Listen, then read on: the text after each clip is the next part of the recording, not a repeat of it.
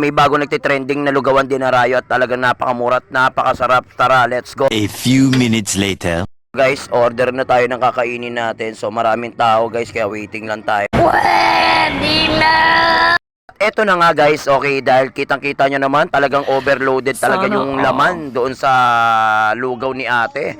At eto nga, at busy-busy nga sila dahil nga sobrang dami talaga na bumibili. At eto, order na nga rin ako ng special palabok, Shanghai at saka toge.